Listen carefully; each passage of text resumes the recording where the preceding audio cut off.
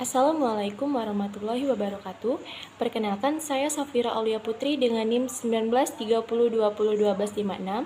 Saya merupakan mahasiswa dari Universitas Islam Negeri Raden Fatah Palembang, Prodi PGMI. Yang terhormat kepada Bapak Muhammad Afandi sebagai dosen pengampu mata kuliah seminar proposal, dan yang terhormat Ibu Siti Fatimah sebagai dosen pembimbing akademik. Baiklah, pada kesempatan kali ini saya akan mempresentasikan seminar proposal saya yang membahas mengenai implementasi metode pembelajaran bernyanyi pada hasil belajar peserta didik. Nah, adapun hal-hal yang akan saya bahas pada kesempatan kali ini yaitu bab 1, pendahuluan, bab kedua yaitu landasan teori dan kajian pustaka, dan bab 3 yaitu metodologi penelitian. Bab 1, pendahuluan latar belakang masalah. Guru merupakan seseorang yang lebih banyak bersama dengan peserta didik. Maka dari itu, guru memiliki peran penting dalam pembelajaran dan hasil belajar peserta didik. Yang artinya, guru harus dapat membimbing mereka agar dapat mencapai tujuan secara optimal dan mencapai hasil belajar yang baik. Selain membimbing, guru pun harus dapat mengatasi permasalahan-permasalahan yang muncul pada saat pembelajaran maupun permasalahan yang dihadapi peserta didik ketika pembelajaran berlangsung. Banyak pendekatan dan metode yang dapat digunakan guru saat pembelajaran. Guru pun harus teliti dan kreatif dalam memilih metode pembelajaran yang ingin digunakan, karena metode pembelajaran dapat mempengaruhi hasil belajar. Salah satu metode yang dapat digunakan dalam pembelajaran yaitu metode bernyanyi. Metode bernyanyi dapat diartikan sebagai metode pengajaran yang dilakukan dengan cara berdendang, dengan menggunakan suara yang merdu, nada yang enak didengar, dan kata-kata yang mudah dihafal. Identifikasi masalah yang pertama yaitu guru menggunakan pendekatan sosial seperti memberikan reward pada peserta didik. Yang kedua, pemahaman peserta didik dari materi yang sudah disampaikan sedikit lebih lama.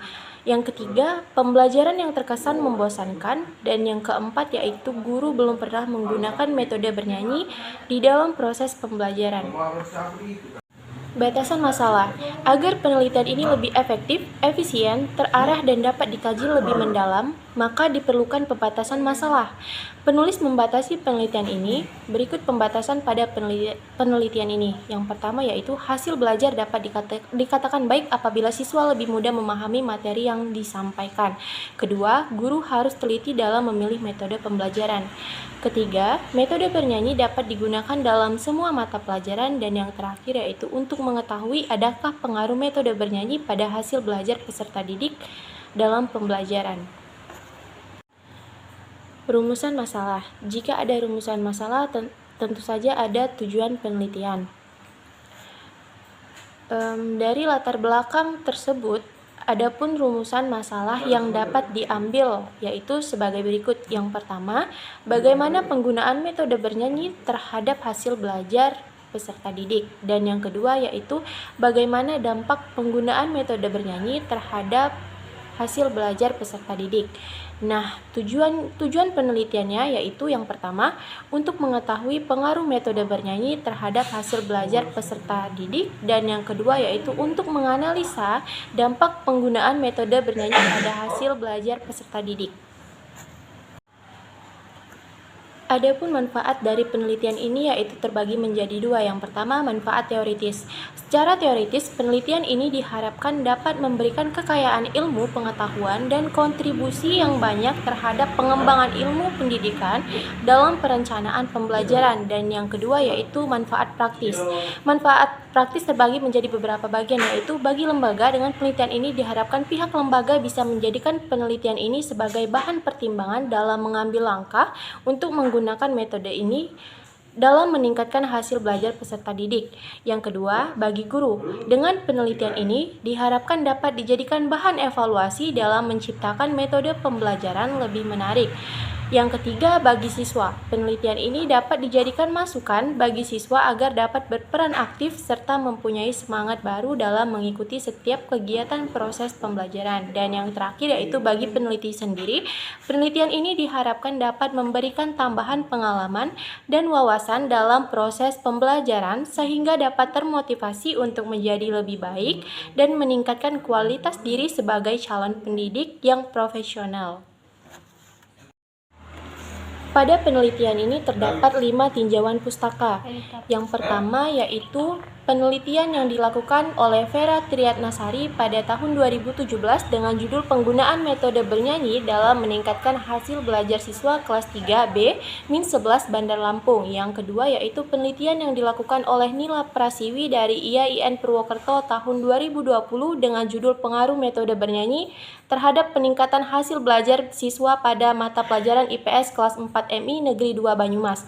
Yang ketiga, penelitian yang dilakukan oleh Suhandani dari UIN Mataram tahun 2018, penerapan metode bernyanyi dengan alat peraga manipulatif untuk meningkatkan pemahaman konsep matematika siswa kelas 3 MINW Taman Pagesangan tahun pelajaran 2017-2018. Yang keempat dari Juwitania I Gede Adi Indrawani 2020 dalam jurnalnya yang berjudul Dampak Penggunaan Metode Bernyanyi Terhadap Minat Belajar Bahasa Inggris. Dan yang terakhir yaitu penelitian dari Nasran Azizan Maulana dan Muhammad Basyrul 2020 dalam jurnalnya yang berjudul Pemanfaatan Metode Bernyanyi Meningkatkan Minat Belajar Siswa pada Mata Pelajaran Akidah Akhlak.